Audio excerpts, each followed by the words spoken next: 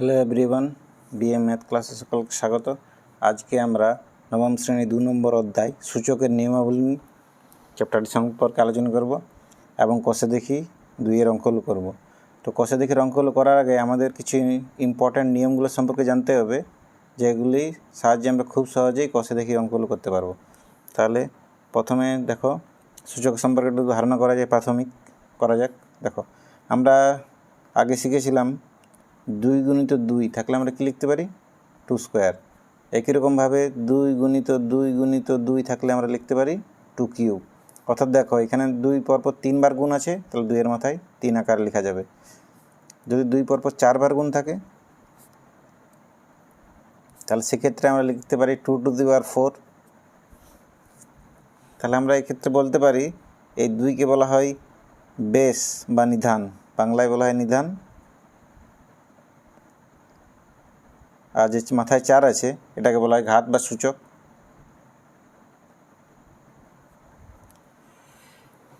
তাহলে আমরা একই রকমভাবে চলরাশির ক্ষেত্রে কি বলতে পারি? দেখো, x গুণিত x সমান লিখতে পারি x স্কোয়ার, অর্থাৎ x-এর বর্গ। একই রকমভাবে x গুণিত x সমান লিখতে পারি x-এর কিউব, অর্থাৎ x-এর ঘন। এরকমভাবে ক্রমশ যদি x মনে করো n সংখ্যক বার গুণ আছে, n সংখ্যক বার, তাহলে সেক্ষেত্রে কী হবে? সেক্ষেত্রে আমরা বলতে পারি x-এর মাথায় n লিখতে হবে, কারণ এক্ষেত্রে দেখো এক্স n বার গুণ আছে। এক্ষেত্রে এক্সটা হচ্ছে নিধান এবং n হচ্ছে এর সূচক বা ঘাত, এবং একে বলা হয় x-এর n ঘাত। তাহলে x to the power n কে আমরা কি বলি? x-এর n ঘাত। অর্থাৎ আমরা বলতে পারি x to the power n মানে হচ্ছে x সংখ্যাটিকে পরপর n বার গুণ করতে হবে। তাহলে এই ধারণাটা থাকলে তোমরা খুব সহজেই সূচকের বিভিন্ন ধর্মগুলি বুঝতে পারবে। তাহলে প্রথমে দেখো, মনে করো x যে কোনো বাস্তব সংখ্যা,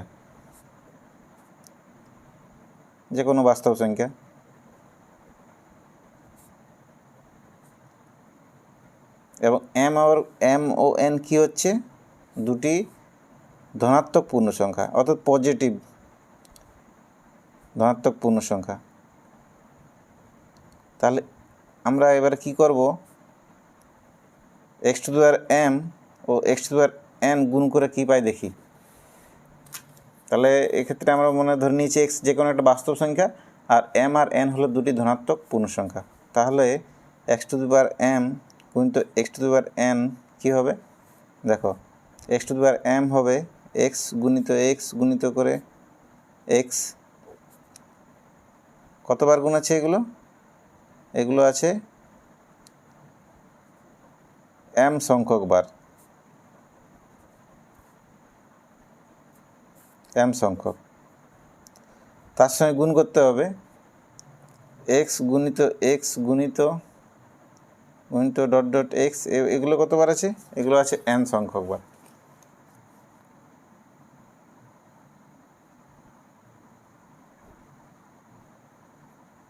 তাহলে দেখো, আমরা কি বলতে পারি? এগুলো হচ্ছে m সংখ্যক। তারপরে যদি আমরা গুণে যাই m+1, তারপরে m+2, এভাবে এটা হবে m+n। তাতে আমরা বলতে পারি x পরপর m+n বার গুণ আছে। তাহলে আমরা এটা লিখতে পারি x to the power m+n। অর্থাৎ এক্ষেত্রে আমরা সূত্র পেলাম, অতএব আমরা বলতে পারি x to the power m গুণিত x to the power n সমান x to the power m+n, যেখানে x যে কোনো বাস্তব সংখ্যা আর m আর n হলো ধনাত্মক পূর্ণ সংখ্যা। এটা মনে রাখবে, অঙ্ক করার সময় কাজে লাগবে। এটাকে বলা হয় সূচকের মৌলিক নিয়ম বা ফান্ডামেন্টাল ল অফ ইন্ডিসেস। তাহলে x to the power m গুণিত x to the power n সমান হবে x to the power m+n। এরপর যদি ভাগ থাকে, মনে করো এর x to the power m গুণিত x to the power n সমান x to the power m+n হচ্ছে। একটা উদাহরণ দিয়ে দেখা যাক। মনে করো একটা ছোট্ট উদাহরণ নিলাম, x কিউব, তার সঙ্গে গুণ আছে x টু দি পাওয়ার 4। তাহলে x কিউব মানে কি? x পরপর 3 বার গুণ হবে। আবার x টু দি পাওয়ার 4 মানে কি? x পরপর 4 বার, 2, 3 ও 4। তাহলে দেখো, এর বন্ধনী দিলাম, মনে করো তাহলে প্রথম থেকে গুণো, কতগুলো এক্স আছে পরপর গুণ, 1 2 3, প্রথমে 3 হয়েছিল, 3টা এক্স কিউবের জন্য, আবার এক্স টু দ্য 4 এর জন্য 4টা, তাহলে 3 এর পর 4 5 6 7, এক্স টু দ্য 7 আমরা লিখতে পারি। আর এক্স টু দ্য 7 সমান লিখতে পারি দেখো এক্স টু দ্য 3 + 4, অর্থাৎ গুণের সময় কী হচ্ছে, সূচকগুলো যোগ হচ্ছে। যদি বেসটা একই থাকে, অর্থাৎ নিধান যদি একই হয়, তাহলে গুণের সময় সূচকগুলো যোগ করতে হয়। তাহলে এটা একটা আমরা সূত্র পেলাম, একে বলা হয় ফান্ডামেন্টাল ল অফ ইন্ডিসেস বা সূচকের মৌলিক নিয়ম। এরপর দেখো আমরা ভাগের ক্ষেত্রে কি পাই। এক্স টু দ্য এনকে যদি এক্স টু দ্য এন দিয়ে ভাগ করতে হয়, তাহলে সেক্ষেত্রে কী হবে। আমরা একটা ছোটো উদাহরণ দিয়ে দেখি। মনে করো আছে এক্স স্কোয়ার ভাজিত এক্স টু দ্য 4, তাহলে দেখো এক্ষেত্রে কী হবে, উপরে হবে এক্স গুণিত এক্স, আর হরে হবে এক্স গুণিত এক্স গুণিত এক্স গুণিত এক্স। তাহলে দেখো এই দুটো এক্স কেটে যাবে, একটা একটা একটা, তাহলে পড়ে আছে দেখো 1/x², বা এখানে লিখতে পারি 1/x⁴ - 2। কিন্তু যদি x⁴কে আমরা x² দিয়ে ভাগ করি, তাহলে দেখো লবে থাকবে এক্স গুণিত এক্স গুণিত এক্স গুণিত এক্স 4বার, হরে থাকবে এক্স গুণিত এক্স। এরপর দেখো কাটাকাটি গেল, তাহলে উপরে পড়ে থাকছে x², এটাকে লিখতে পারি x⁴ - 2। অর্থাৎ দেখো যদি ভাজকের পাওয়ার বেশি থাকে, তাহলে সেক্ষেত্রে আমাদের সংখ্যাটিতে বড় সংখ্যা থেকে ছোট সংখ্যাটি বিয়োগ করতে হবে। তাহলে দেখো নিচে থাকবে আমাদের বিয়োগ করে, নিচে বিয়োগ করতে হবে, 4 থেকে 2 বিয়োগ করতে হবে। কিন্তু যদি ভাজ্য পাওয়ারটা বেশি থাকে, তাকে ভাজক দিয়ে ভাগ করার সময় দেখো উপরে কী করতে হচ্ছে, উপরে বিয়োগ হচ্ছে তখন। অর্থাৎ আমরা এটা বলতে পারি, মনে করো এক্স যে কোনো বাস্তব সংখ্যা শূন্য ছাড়া, এক্স শূন্য ছাড়া, অবশ্যই শূন্য হবে না, কারণ দেখো এই ক্ষেত্রে হরে দেখো এক্স থাকছে, তাহলে এক্সের মান কখনো শূন্য হতে পারবে না। তাহলে এক্স শূন্য ছাড়া যে কোনো বাস্তব সংখ্যা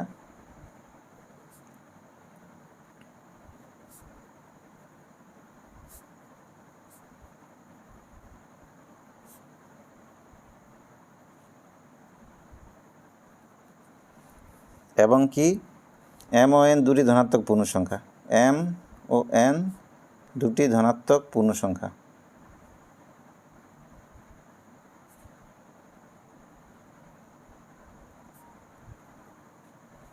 তাহলে কী হবে, আমাদের একটা সূত্র পেলাম, x to the power M ভাজিত X to the power N সমান হবে x to the power M minus N, যখন এমটা এনের থেকে বড়। অর্থাৎ লবের যে সংখ্যাটা রয়েছে, বাস্তব সংখ্যাটার পাওয়ার হরের থেকে বেশি। কিন্তু যদি হরেরটা বেশি হয়, অর্থাৎ এন যদি এমের থেকে বড় হয়, তাহলে আমার হবে x to the power N minus M, যখন N is greater than M. তাহলে এটা মনে রাখবে। তাহলে X to the power M ভাজিত X to the power N, X to the power M minus N, যখন এমটা এনের থেকে বড়, অর্থাৎ লবের যে বাস্তব সংখ্যাটা পাওয়ার রয়েছে সেটা হরের বাস্তব সংখ্যাটির পাওয়ার থেকে বেশি বড়। এবং যদি এন বড় হয়ে যায়, সেক্ষেত্রে কী হবে, আমার 1/x⁴ n - m, অর্থাৎ হরে তখন এন থেকে এম বিয়োগ করতে হবে। তাহলে এটা মনে রাখবে।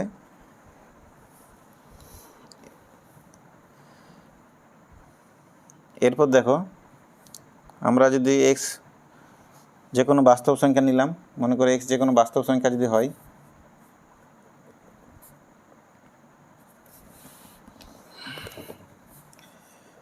এক্স যে কোনো বাস্তব সংখ্যা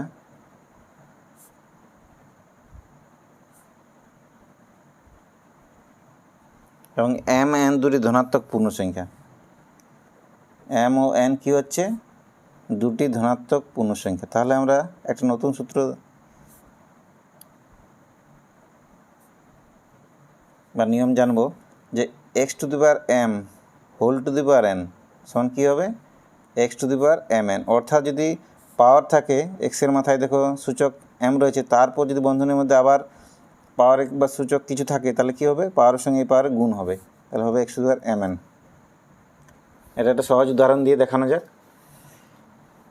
মনে করো x² তার আবার ঘন আছে, তাহলে x² ঘন মানে কি, x² পরপর 3বার গুণ করতে হবে, যেহেতু x² মাথায় 3 রয়েছে, এরপর দেখো এক্সের মাথায় সূচকের নিয়ম অনুসার কী হবে, যেহেতু নিধানটা একই তাহলে সূচকগুলো কী হবে, যোগ করতে হবে, 2 + 2 + 2। এরপর দেখো 2 পরপর 3 বার যোগ আছে, তাহলে আমরা একে লিখতে পারি 2 × 3। তাহলে আমরা লিখতে পারি এখানে 2 × 3। তাহলে দেখো কী হচ্ছে, সূচকগুলো গুণ হচ্ছে। যদি x² দেখো এক্সের সূচক 2 ছিল, তার আবার বন্ধনী দিয়ে সূচক 3 ছিল, তাহলে এক্ষেত্রে 2 আর 3 কী করতে হবে, গুণ করতে হবে। তাহলে অ্যান্সার হবে দেখো এখানে 2 × 3 = 6, x² 6। তাহলে আমরা যে নিয়মটি বললাম, x যে কোনো বাস্তব সংখ্যা, মনে করো যে কোনো বাস্তব সংখ্যা যদি হয় আর mn দুটি ধনাত্মক পূর্ণ সংখ্যা হয়, তাহলে x⁴m সমান হবে x⁴mn।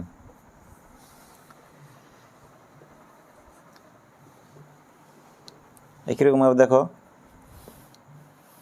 এরপর আরেকটা আমরা সূত্র সম্পর্কে জানব।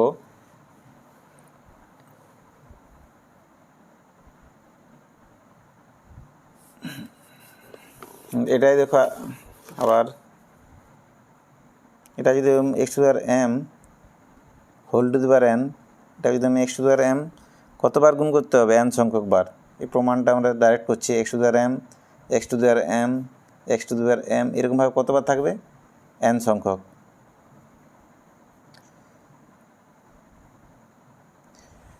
তাহলে আমরা এটাকে লিখতে পারি x⁴m m এভাবে ক্রমশ m কতগুলো থাকবে, n সংখ্যক।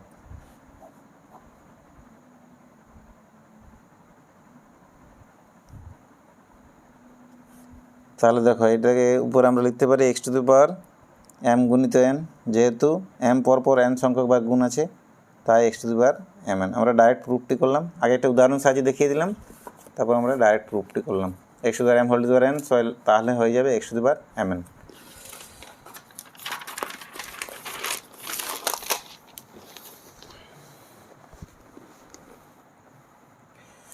এরপর দেখো মনে করো x ও y যে কোনো বাস্তব সংখ্যা, x এবং y যে কোনো দুটি বাস্তব সংখ্যা মনে করো,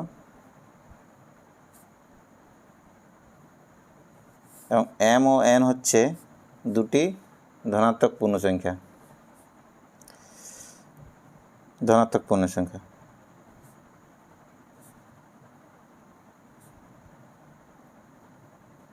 তাহলে আমরা এক নতুন সূত্র পাবো, xy⁴m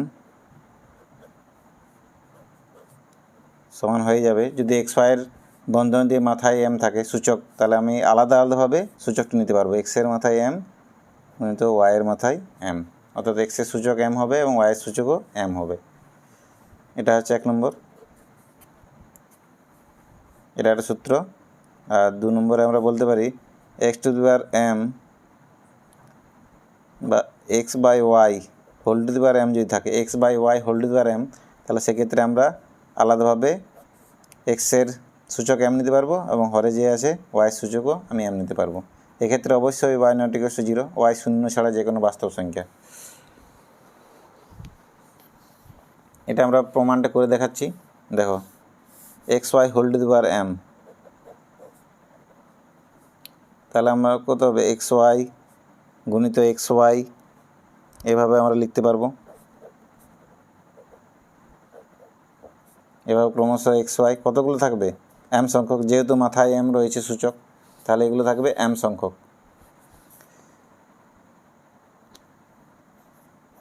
এরপর আমরা কি জানি, গুণের সময় আমরা বিনিময় নিয়ম কাজে লাগাতে পারি, অর্থাৎ দেখো এক্সগুলোকে আমরা সব এক জায়গায় লিখতে পারি এবং ওয়াইগুলো সব এক জায়গায়, তাহলে এক্স এভাবে ক্রমশ এক্স কত সংখ্যক থাকবে, m সংখ্যক,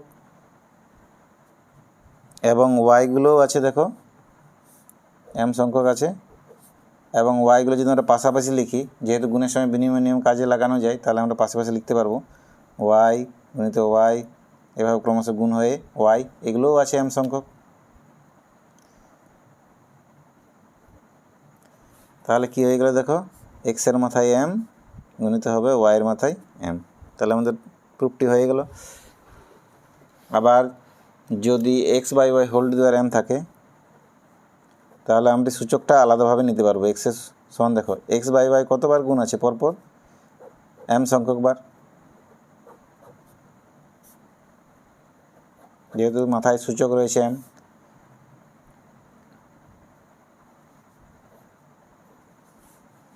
তাহলে এটাকে আমরা যেহেতু ভগ্নাংশের গুণের নিয়ম অনুসারে সব লবগুলো গুণ হবে, এগুলো আছে এম সংখ্যক, এবং সব হরগুলো গুণ হবে, এগুলোও আছে এম সংখ্যক। তাহলে হরে সব ওয়াইগুলো গুণ হবে, সেগুলো এম সংখ্যক আছে। তাহলে দেখো এক্সের মাথায় এম হবে ভাজিত ওয়াইয়ের মাথায় এম, এটিও একটি সূত্র ছিল আমরা।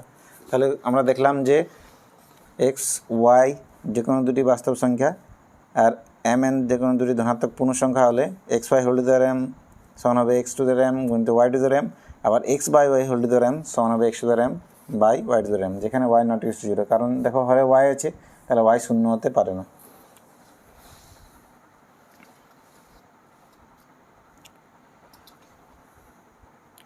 এরপর আমরা একটা সূত্র পাবো, যে কোনো সংখ্যার মাথায় যদি শূন্য থাকে তাহলে তার মান হবে 1, অর্থাৎ এক্স যে কোনো বাস্তব সংখ্যা যদি হয়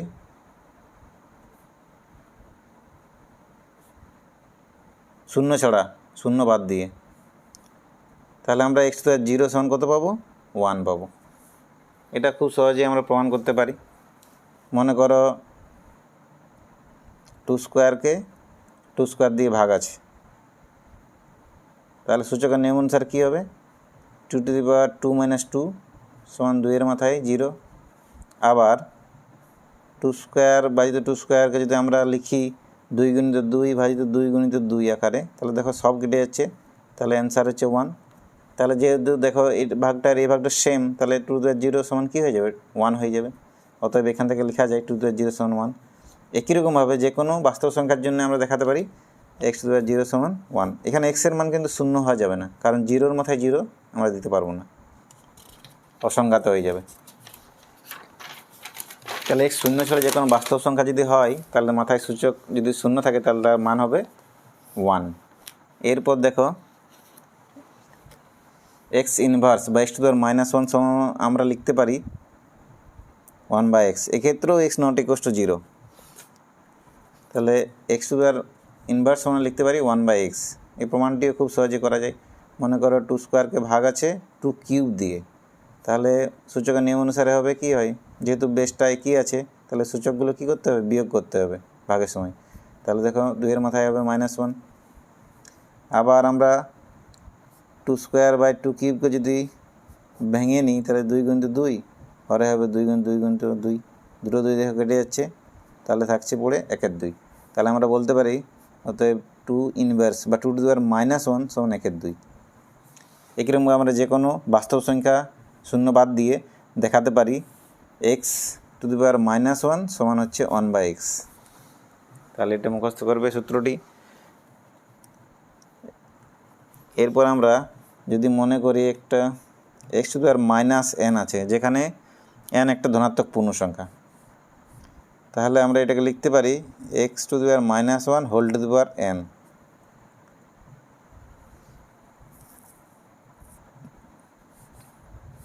তাহলে এটা মুখস্থ করবে এক্স টু দি পাওয়ার -1 সমান লিখতে পারি x to the power -1 whole to the power n।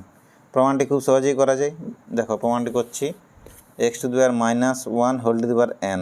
তাহলে আমরা এটা লিখতে পারি x to the power -1 into X to the power -1, এবার ক্রমশ এক্স টু দি পাওয়ার -1 কতবার থাকবে, n সংখ্যক বার। তাহলে X to the power -1 plus -1, যেহেতু আমরা দেখো বেসটা একই রয়েছে, তাহলে গুণের সময় কী হয়, সূচকগুলো যোগ করতে হবে। তাহলে -1 প্লাস -1 প্লাস ডট ডট এভাবে ক্রমশ -1 কতগুলো, n সংখ্যক। তাহলে উপরে গুণ হবে n গুণিত -1, তাহলে n আর -1 গুণ করলে কত হবে, -n। তাহলে আমরা বলতে পারি x to the power -1 whole to the power n সমান হচ্ছে x to the power -n।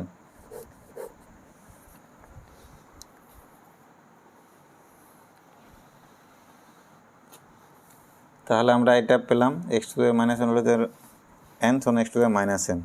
এরপর আমরা এখান থেকে বলতে পারি দেখো x to the power minus n সমান x to the power minus 1 whole to the power n। ঠিক আছে, তাহলে x টু দেওয়ার মাইনাস 1 মানে কত 1/x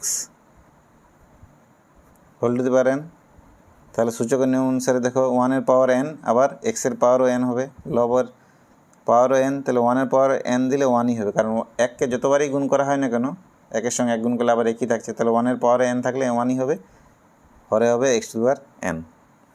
তাহলে x to the power minus n সমান লিখতে পারি 1/x two the power n, যেখানে n হচ্ছে ধনাত্মক পূর্ণ সংখ্যা।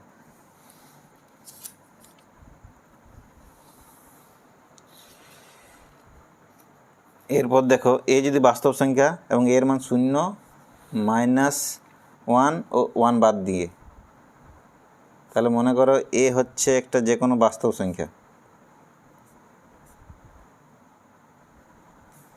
নট ইকুয়ালস টু 0, -1 and 1, 0 এবং 1 -1 বাদ দিয়ে, আর x y হচ্ছে দুটি যে কোনো মূলদ সংখ্যা,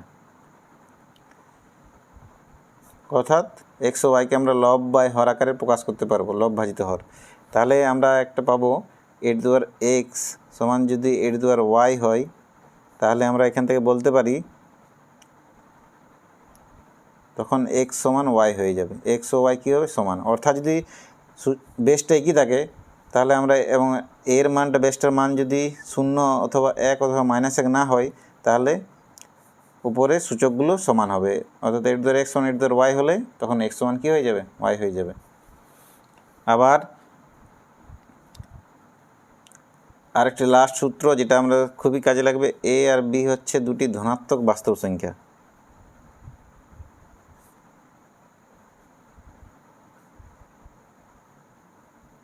ধনাত্মক বাস্তব সংখ্যা পজিটিভ, এবং x হচ্ছে 0 ছাড়া যে কোনো বাস্তব সংখ্যা, xও বাস্তব সংখ্যা কিন্তু 0 বাদ দিয়ে, 0 ছাড়া যে কোনো বাস্তব সংখ্যা হয়, তাহলে a two the power x যদি আমার b two the power x এর সঙ্গে সমান হয়ে যায়, তাহলে সেক্ষেত্রে কি আমরা বলতে পারি, তখন a সমান b হবে, a two the power x সমান b two the power x, তখন a সমান b, আবার